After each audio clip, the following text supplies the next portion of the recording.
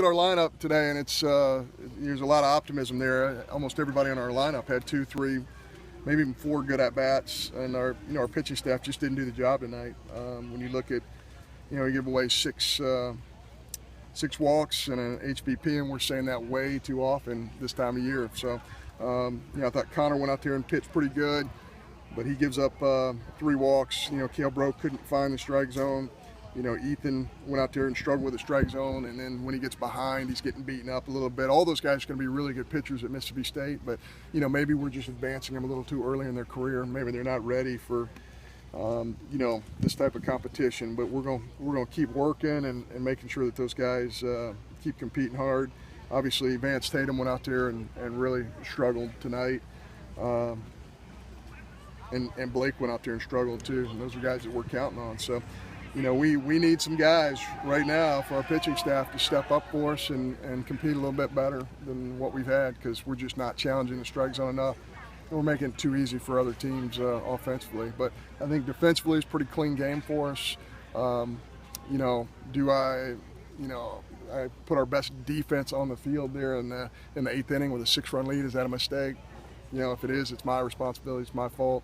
But that's what we've been doing almost in every single ball game we've won this year. So, we're trying to involve our entire roster and trying to find a way to win these tight ball games and extra innings. And tonight just didn't happen for us. And a lot of credit to Eastern Kentucky. It's a team that really badly wanted to win this ball game, and apparently they wanted to win it more than us.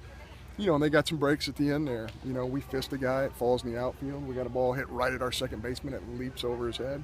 But those things happen when you don't throw the ball in the strike zone enough. That's just how it works.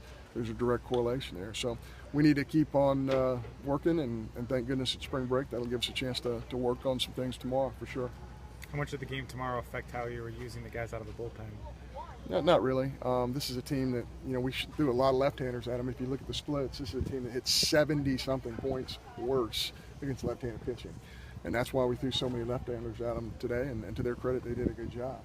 A little bit different tomorrow with an 8-man right-handed lineup in Oral Roberts, so we were trying to, use a lot more of our right-handers tomorrow instead of tonight. We felt like it was a pretty good matchup. But, when you got a 6-run lead and you can't throw the ball in the strike zone, these are the exact things that these are the growing pains that you're going to have for sure. You've been looking for Nate Lowe to have that breakout game, and he really gave you a lot of runs early. He did. Nate's a really good hitter, and he's been doing a great job all year. The numbers don't dictate that, but when you count the amount of balls that he has hit really hard right at people, he's just been extraordinary. Do you think there was a hangover after the big weekend? No, I don't think there's a hangover. I think our kids really competed hard. I just don't think we're throwing enough strikes out of our bullpen right now. What are you seeing out of Vance Tatum? I think 3 home runs in the last 2 outings. Yeah, Vance he's not pitching as well as he did early on, and he's somebody that we're depending on. He's an older guy. He had a great summer. He had a great fall for us. So we need to get him right back to where he needs to be. You know who you're going to start tomorrow? We don't. We'll sit down and talk about that right now.